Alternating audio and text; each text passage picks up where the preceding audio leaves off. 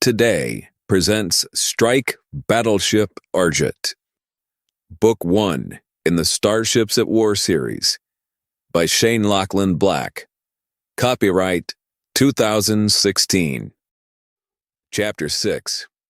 Roaring laughter punctuated story after story from all 5 members of the Argent's newly minted officer corps. More than a couple Skywatch non-coms and plebs asked Commander Doverly for her autograph. Lucas showed off the titanium poker hand they had made for themselves during their tenure as Yellow Jacket pilots. He told and retold the story of how Yellow Jacket 9 developed a reputation for stealing victory from the jaws of defeat, and first became known as the Bandits. It wasn't until Jason's Ace Award they decided to rechristen themselves the Bandit Jacks and emblazoned playing card designs on all their ships. The squadron flew together for over a year, racking up victory after victory until the first-generation Yellow Jacket fighter configuration was retired and Hunter was promoted to commander. Meanwhile, it wasn't often the rank and file got to meet an honest-to-goodness SAR command officer. Aside from Fleet, rumor had it there were only a dozen or so on active duty, with the rest of the wing comprised of medics, pilots, and cybernetics specialists. Zoni was asked to dance more than once, and graciously obliged, eventually finding herself recruited into a group to learn how to dance to what Hunter explained was country music. Yili won several bets with both Marines and Fleet crewmen over who could field strip and reassemble her blaster pistol the quickest. The OCE lieutenant's best time was just 19 seconds, which left several of the young men both dumbfounded and slightly poorer for their trouble. Yili used her winnings to buy dessert, consisting of an oversized sundae dish heaped with chocolate ice cream. The captain held court, floating with the girls, high-fiving the guys, downing one drink after another, and having a loud, cheerful good time of it. He would often interrupt the revelry to make an announcement while pointing to one of his officers, which would result in another cheer going up while the assembled all raised their glasses and enjoyed another drink together. Hunter's comlink alert went off. The sharp red light was instantly noticeable even in the crowded bar. A moment later, an all-business Skywatch officer appeared at the table. "Captain Jason Hunter?" He looked up at the young brunette. She was obviously not here for the party. "That's me," Hunter replied with a grin. She saluted and handed him a sealed transmittal chip. "I have new orders for you, sir." The captain took the lot container and looked at her with a confused expression. She saluted again. He returned the gesture before she turned on her heel and left the bar. He fumbled with the channel selector on his comlink. Finally, the indicator switched over. "Argent Captain. Hunter here. Sir, ComSat reports reception of a 16-part scrambled flash message on fleet priority frequency keyed to your identifier. Code 00 Black. I say again, code 00 Black." Zoni was already at his side. Lucas put his arm around Hunter's shoulders and cradled his half-empty stein. "What do you got there, Cap?" "That's a disaster signal," Zoni said quietly. A moment later, her comlink lit up. Moody pulled a buzzing handheld radio out of his pocket and checked the readout. Then Yili's communicator started blinking. Honora was already in communication with someone on her headset. The music, laughing, and dancing continued around them, but for the 5 senior Skywatch officers, the world had changed in the space of only a few seconds. "I think the party's over, Major."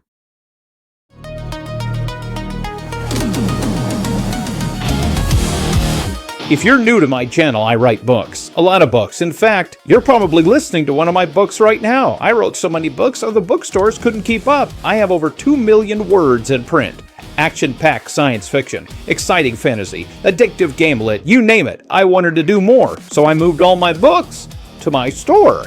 I have ebooks, audiobooks, signed paperbacks, and signed hardcovers. I ship worldwide, which is good because I have readers in 12 countries. I have hundreds of positive reviews, but I do something no other author does.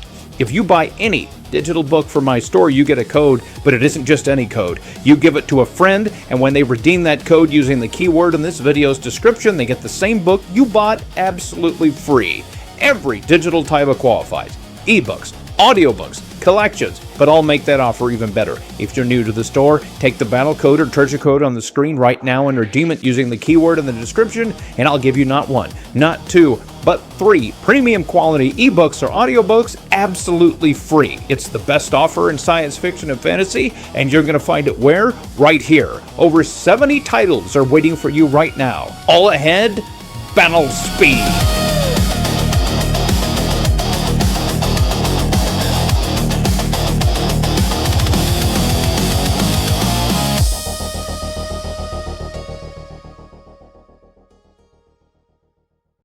Chapter 7.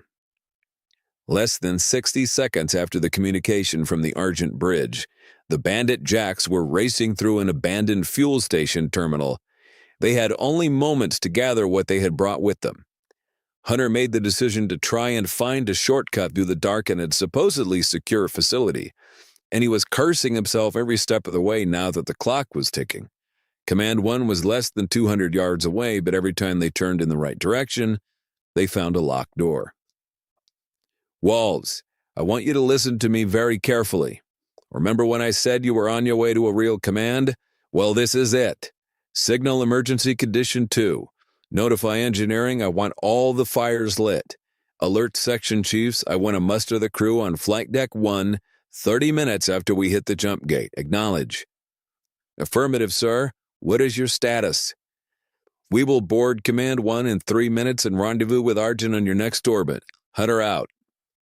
The ad hoc landing party rounded another corner and found stacked metal boxes in front of twin warehouse doors. Blocked again, Moody shouted. He put his hands on his knees and tried to catch his breath. I don't believe this, Hunter barked. The sound echoed in the abandoned hallways. The others stood hesitantly for a moment before Yeely wordlessly took action. She drew her blaster, turned it sideways to change settings, and then took aim. Wait, what do you... The percussive sound and searing bright light shook the small side corridor, like a metal cabinet falling down a flight of stairs. The engineer fired again and again, tearing huge, fiery holes in the empty containers as one bolt of reddish energy after another exploded through the tangle of debris. Within seconds, a 6-foot ragged exit had been torn in the doors. Molten steel dripped from its edges. Well, I suppose that's one way to do things, Hunter quipped. If you can't find an unlocked door, make one. Yeely holstered her weapon and gestured to the others with a hand as if showing them out. Hunter stepped over the sharp, hot pieces of wreckage as quickly as possible. The others followed. Once past the loading doors, the group ran across the tarmac through the night air. Cold lights glowed from the corners and roof lines of the buildings. In the distance, they could still hear the music from Scary's. Neek, this is Hunter. Scramble all systems for immediate dust-off. The captain held a hand to his ear as the group ran towards the waiting shuttle. Affirmative, Captain. Command 1 liftoff prep countdown 35 seconds and counting. DSS Argent is reporting emergency condition 2. Surface scanners have picked up possible weapons fire in our defense perimeter. Are you in any danger? Negative, Command 1. Stand by for liftoff. I'll have a briefing when we hit system's edge. The group arrived at the shuttle's hatch all at once. Neek deployed the ladders, and one by one the Argent's officers piled aboard. That's okay, Captain, Honora replied as she laced up and snapped her power harness into position across her shot couch. I know how painful it was for you to leave all that good hooch behind. Everybody in? Hunter asked as he quick configured the flight controls. The engine spun up rapidly. Punch it, Skipper, Moody shouted. Command 1 bounded into the sky on a superheated jet of thruster exhaust and then rocketed almost straight up. In moments, the tiny ship had reached a velocity of just under 10 miles a second. Hunter to Argent. Go. Patch us to CIC and report all contacts. A moment passed. CIC to Hunter. Negative contacts. SRS is clear. No further updates since the original ComSat bulletin. Very well, Argent. Navigation, give me a position report. Azimuth 260. Estimated time to intercept your escape track, 3 minutes. Stand by to lock ILS.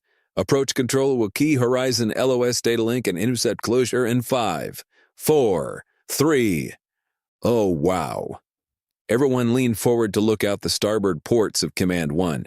Within moments, the impressive shadow of the Battleship Argent emerged from behind Jupiter 5 and approached their position, growing larger as it orbited along the edge of the planet's atmosphere. The moment the huge vessel's antennas cleared line of sight, the shuttle's navigation systems all switched over to automatic. Hunter secured them and swiveled in his pilot seat. Time to introduce yourselves to my ship and lock your codes. All four of the other officers nodded and murmured their agreement. Neek, engage Argent's command computer. Scramble signal and authenticate Hunter, Captain Jason M. Identifier Victory 7715. Match voice print. Standby for record write and confirm. Affirmative. Identity Captain Jason Hunter. Confirmed. Argent is standing by for new orders. Stand by to authenticate assignment to Executive Officer Post, DSS Argent. Voice print follows. Captain Hunter nodded to Honora. She cleared her throat gently. Commander Doverly, Honora C. Identifier Marigold 9056. Affirmative. Executive Officer Commander Doverly, Honora C. Officer posted. Stand by to authenticate assignment to Commander, Marine Ground Forces, DSS Argent. Voice print follows. Major Moody, Lucas R. Identifier Thunderbolt 0105. Affirmative. Commander Marine Ground Forces, Major Moody, Lucas R. Officer posted. Stand by to authenticate assignment to Chief Signals Officer, DSS Argent. Voice print follows. Lieutenant Tixia, Zoni. Identifier Hummingbird 8877. Affirmative. Signals Officer, Zoni. Tixia, Officer posted. Stand by to authenticate assignment to Chief Engineer, DSS Argent. Voice print follows. Lieutenant Yealy Curtis, Identifier Ghost 2946. Affirmative. Chief Engineer, Yealy Curtis, Officer posted. All right, boys and girls, now you've got keys to the executive washroom. Let's get aboard and get situated. I'm mustering the crew in 20 minutes to announce our orders. The quartermaster will show you where you can park and stow your gear for the time being. By now, the Argent filled the forward viewports. Its tractor beams were guiding the shuttle to Flight Deck 3. The four new officers stared quietly. They had been told stories about the new Citadel battleships, but being told about a ship and then flying under it into a flight bay the size of 5 football fields was something else entirely. The flashing red alert indicators, however, left precious little time to be awestruck. The rest of the story is only one keyword away. Visit jumpline.click in your browser. New keywords are activated every day. Get access to our entire catalog of science fiction, fantasy, and gamelit.